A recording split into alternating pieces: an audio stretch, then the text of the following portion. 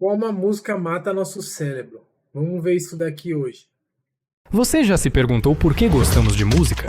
Por que gostamos de determinadas faixas e por que estamos dispostos a ouvi-las sempre? E esse prazer agradável pode nos fazer mal.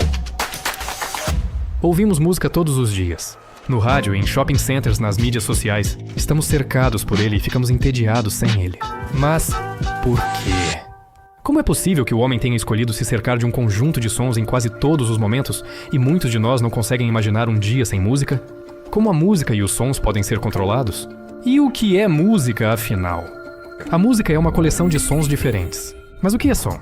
Em essência, ouvimos vibrações que são convertidas por nossos ouvidos em sinais elétricos e por nosso cérebro na forma familiar que conhecemos como som.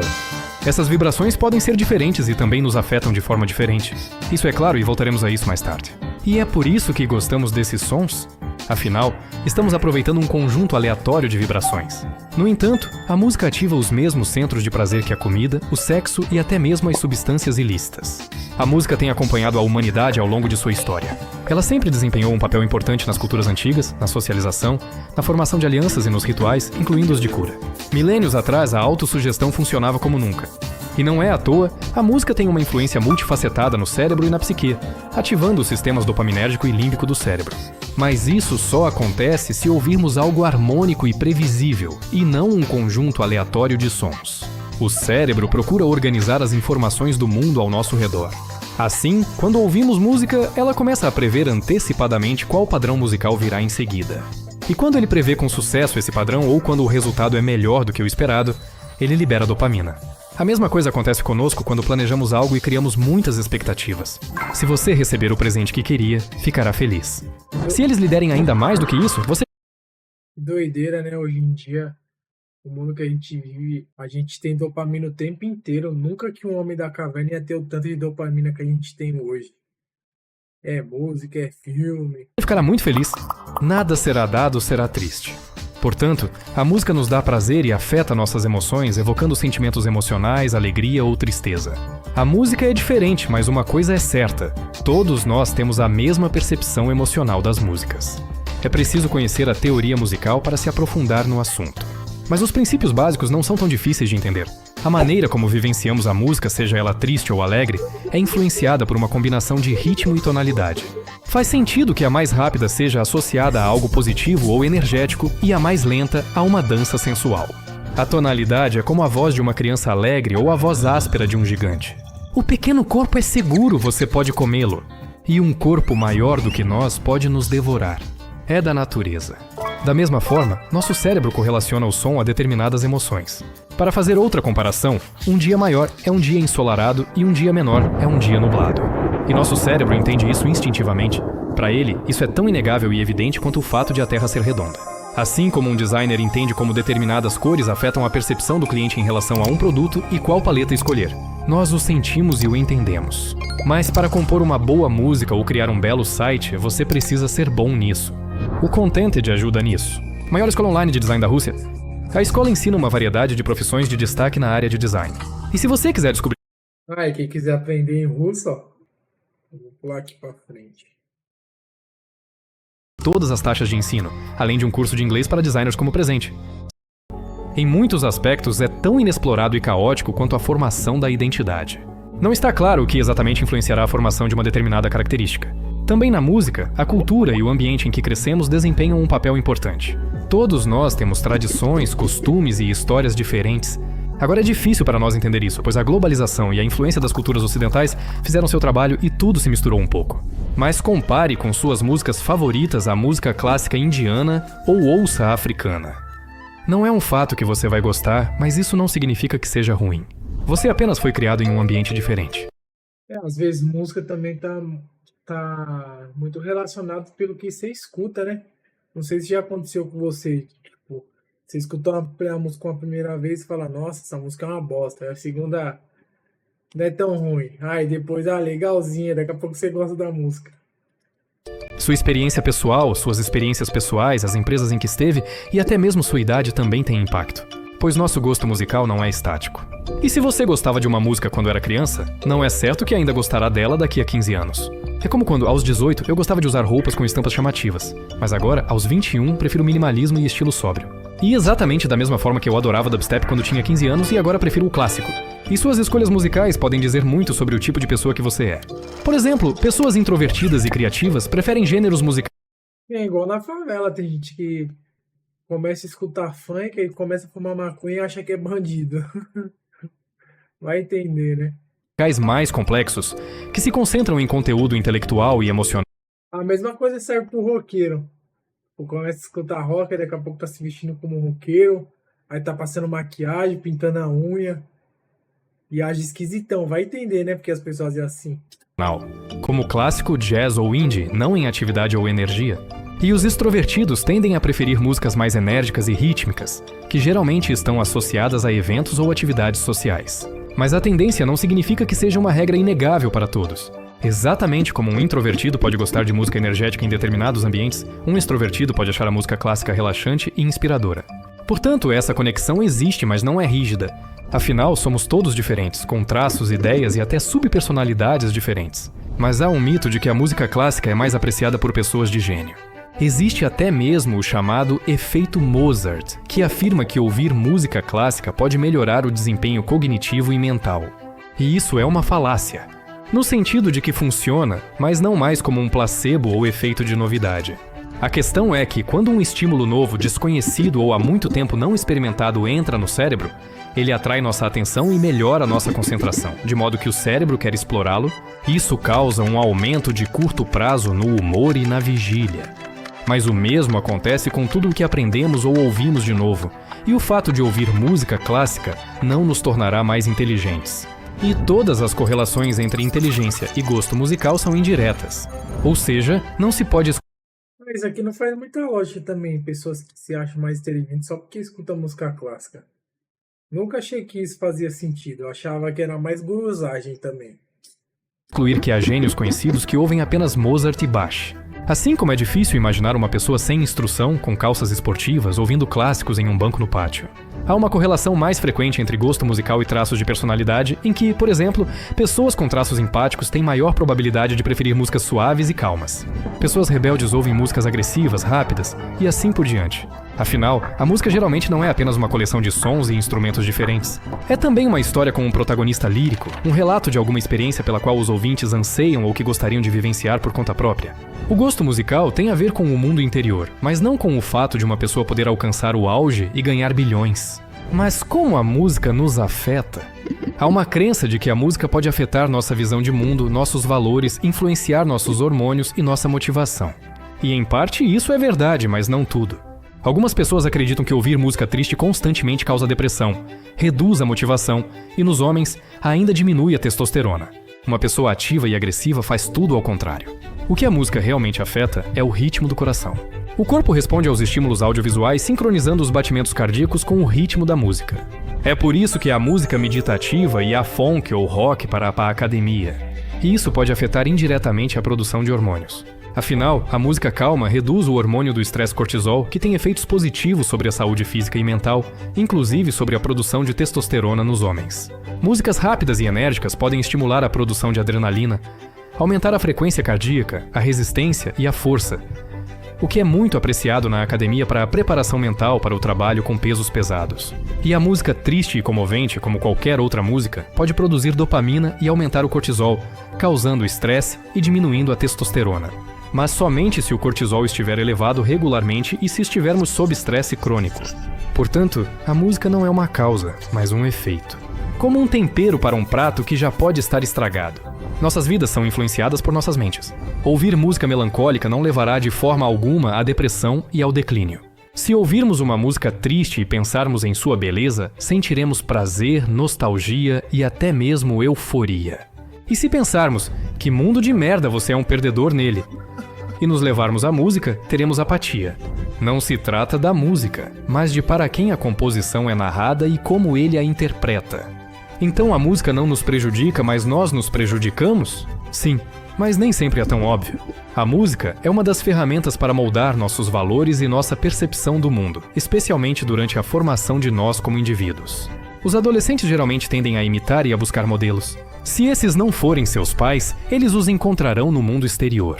Os artistas são muitos, alguns falam de bondade e amor puro, outros glorificam o sexo promíscuo e as substâncias. Há algo para todos os ouvintes, porque as pessoas tendem a escolher o que reflete seus pontos de vista e valores atuais. Mas o impacto de tais composições na geração mais jovem não pode ser subestimado.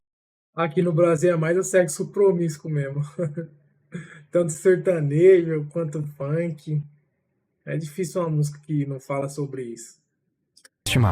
É claro que se uma pessoa ouve músicas sobre sexo e drogas quando jovem, isso não significa que quando adulta, ela não mudará seu gosto musical e se tornará viciada em drogas. Por exemplo, quando eu era criança, assistia a séries sobre bandidos e ouvia músicas tristes sobre amores não correspondidos. Como podem ver, não me tornei um bandido triste. E eu era tão incompreendido pelos adultos quanto sou incompreendido agora pelos adolescentes que ouvem música com um conjunto de palavras sobre sexo, drogas, carros e estilos de vida perdulários, e com autotune ruim. E não há problema se estiver no idioma nativo, pois muitos Ele literalmente resumiu a música brasileira. de nós ouvimos algo assim sem nem mesmo entender do que se trata. E o aprendizado de Tem uma música ou outra que se salva, né? Então são todas que são ruins. Mas a maioria hoje tá assim, bagulho de sexo, drogas, ser corno e o autotune ruim. outro idioma é sempre adiado, embora hoje seja mais importante do que nunca. Eu mesmo procuro com frequência pesquisas para vídeos em inglês e às vezes acho isso difícil. Por isso, recentemente comecei a usar o bot Vordic do Telegram, que uso para aprender 10 novas palavras em inglês todos os dias. O processo de aprendizado é muito simples, tudo graças à técnica especial de repetição de intervalos, a melhor maneira cientificamente comprovada de memorizar informações. É 3 vezes melhor do que o entalhe mecânico. A Vordic decidirá por você como aprender as palavras, quando e em que ordem. Um deles se oferecerá para fazer um teste rápido e elaborar um plano personalizado para você. Todas as palavras Wordic serão complementadas por uma gravação de áudio com a pronúncia correta, e depois será perguntado a você a tradução ou pedirá para escrever a palavra inteira. A especialidade é que ele oferecerá um conjunto de palavras especialmente selecionadas para minimizar o tempo necessário para chegar ao ponto de assistir a uma série de TV no original ou ter uma conversa fluente com um no link na descrição. O QR Code aí, ó, para quem quiser. Vou ficar lá. Vamos continuar o vídeo aqui. Mas isso soa como fui espancado quando criança e cresci bem. Não quero ler uma moral, mas definitivamente quero que cada um de vocês pense sobre os valores que estão adquirindo e os artistas que estão seguindo. Essa imagem do mundo não está sendo imposta a você e está lhe trazendo prazer e felicidade com precisão, e não o contrário? Talvez não seja bom que você, seu amigo, seus irmãos mais novos ou seus filhos ouçam algo que glorifique um estilo de vida destrutivo e consumista, seja sobre dinheiro, substâncias ou atitudes em relação ao sexo oposto. Nem todo artista é talentoso. Simplesmente vivemos em um mundo onde a estupidez tornou-se muito confiante. E com que frequência exatamente você ouve música? Provavelmente não há um dia sequer em que você não coloque seus fones de ouvido e abafa os sons da cidade, da natureza e de seus pensamentos com música. Talvez você esteja apenas ficando entediado de ficar sentado em silêncio e não consiga ficar sem vários estimulantes ao mesmo tempo. A música é um dos manipuladores de dopamina e nossa droga moderna preferida, da qual tanto abusamos. O termo vício digital tornou-se familiar para todos. A maioria de vocês não consegue mais passar um dia sem folhear as mídias sociais e assistir a vídeos e músicas. E isso é muito ruim. Em primeiro lugar, estar constantemente... Isso é verdade mesmo, mas eu não escuto tanta música assim não quando eu tô sozinho. Eu assisto mais vídeo no YouTube, deixo tocando e vou fazer alguma coisa. Eu não gosto de ficar muito scrollando o Instagram ou o Facebook. Fico mais no YouTube mesmo. Esse é o problema. Literalmente a gente tá viciado, né? nas redes sociais e ouvir música desenvolve sintomas de TDAH, transtorno do déficit de atenção e hiperatividade. Quando você acha vídeos sem música chatos e não consegue se concentrar em uma coisa por muito tempo. Por mais que agora esteja na moda nas mídias sociais reclamar desse diagnóstico, a maior parte do TDAH não é um diagnóstico real, mas uma consequência do hábito. E vale a pena... Caramba, esse negócio de TDAH então não foi viral mesmo, hein? Que eu pensava que só esse negócio de bolha de TDAH era só aqui no Brasil. Mas pelo jeito se espalhou até lá fora.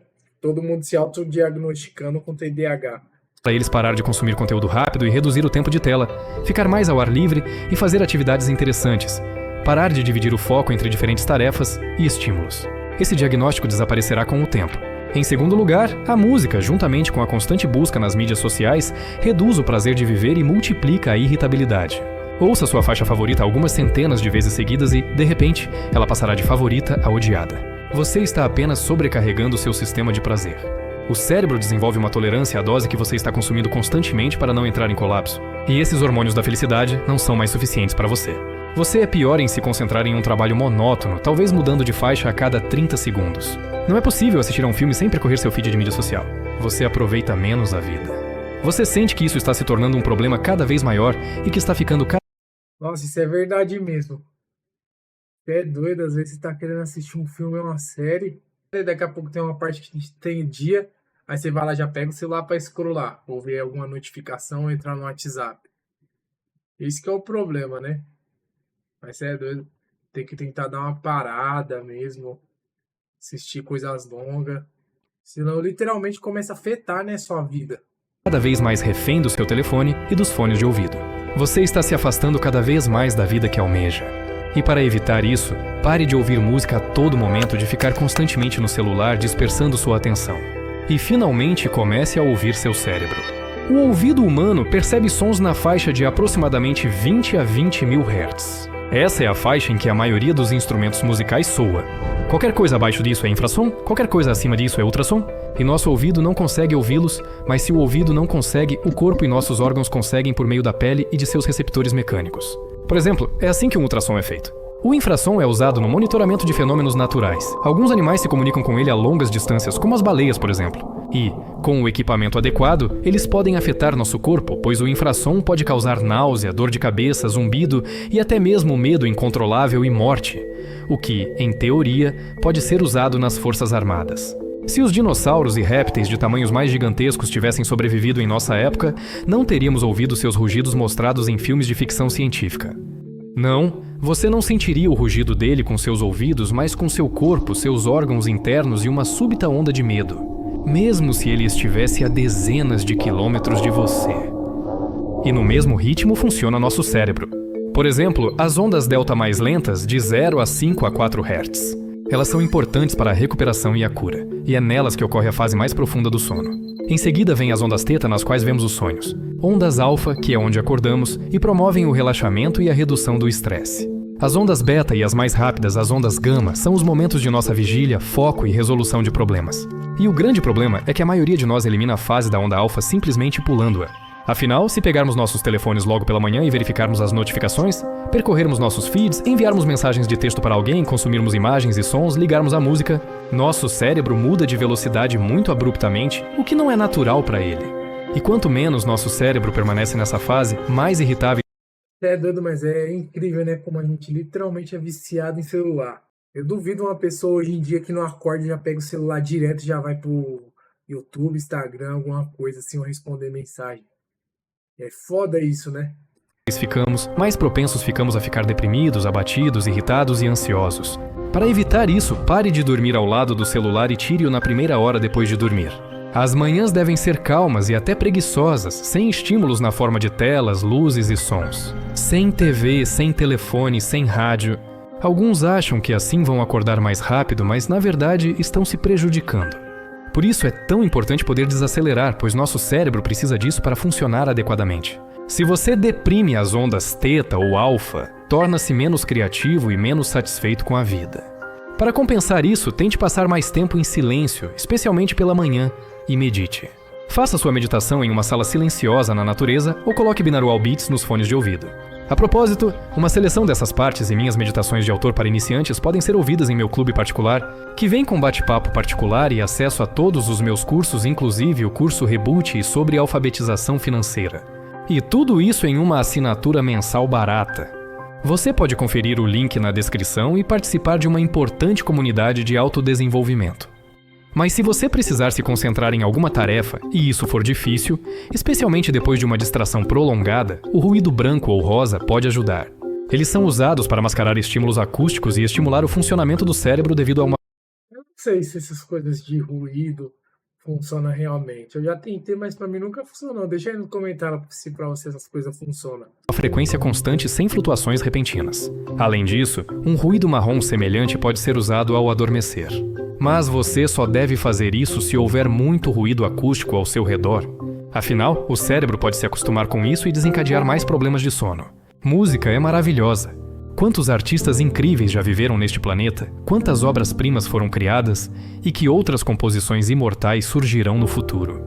Qualquer música pode aumentar nossa felicidade, alegrar nossa solidão e descrever qualquer uma de nossas emoções e sentimentos. Mas até a arte pode causar dano se começarmos a usá-la de maneira tão insensível. Música é energia. Ela nos rodeia por toda parte e nós também somos feitos dela. E hoje nós explicamos isso tão detalhadamente para que, através desse conhecimento, você se torne um verdadeiro compositor da sua vida.